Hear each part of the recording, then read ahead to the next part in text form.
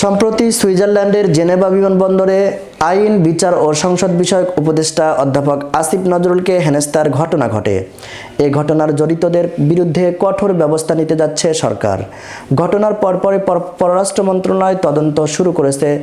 সুইজারল্যান্ডের জেনেভা বাংলাদেশের দূতাবাস ও স্থায়ী মিশনের মাধ্যমে কেন এমন ঘটনা ঘটল তা জানতে চাওয়া হয়েছে। এর সঙ্গে কারা জড়িত থাকতে পারে তা জানতে চেয়ে কূটনৈতিক পত্র পাঠিয়েছে পররাষ্ট্র মন্ত্রণালয়। কূটনৈতিক সূত্রে জানা গেছে, এই ঘটনার সঙ্গে আওয়ামী লীগের আমলে জেনেভা মিশনে নিয়োগপ্রাপ্ত একজন কর্মকর্তা এবং এক লোকাল স্টাফের যোগসূত্র থাকতে পারে বলে রিপোর্ট পেয়েছেন ঢাকা। সেই রিপোর্টের আলোকে লেবার কাউন্সিলর মোহাম্মদ কামরুল ইসলামকে স্টাফ রিলিজ করা হয়েছে। দ্রুত সময়ের মধ্যে তাকে ঢাকায় ফিরতে বলা হয়েছে।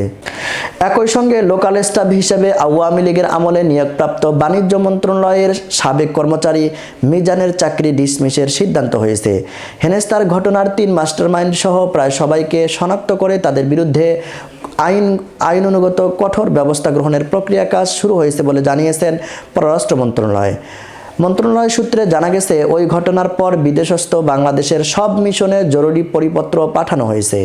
সেই পরিপত্রে 2টি বিষয় উল্লেখ করা হয়। সরকারের গুরুত্বপূর্ণ ব্যক্তিবর্গের বিদেশ সফরকালে যথাযথ প্রটোকল ও নিরাপত্তা নিশ্চিত করতে এবং যে কোনো অনাকাঙ্ক্ষিত পরিস্থিতি এড়াতে রাষ্ট্রদূত সহ সকলকে সর্বাত্মকভাবে সচেষ্ট থাকতে বলা হয়েছে।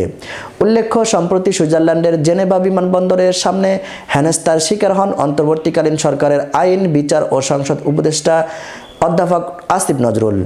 আন্তর্জাতিক শ্রম সংস্থার ILO গভর্নিং বডি এবং সংস্থাটির গুরুত্বপূর্ণ কর্মকর্তাদের সঙ্গে বৈঠক করতে দেশটির সফরে গিয়ে এই হামলার শিকার হন তিনি।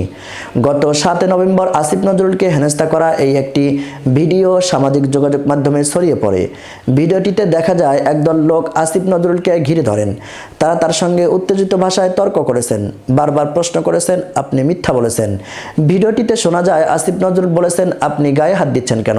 তখন হেনস্থাকারীদের জয় বাংলা, জয় বঙ্গবন্ধু স্লোগান দিতেও দেখা যায়।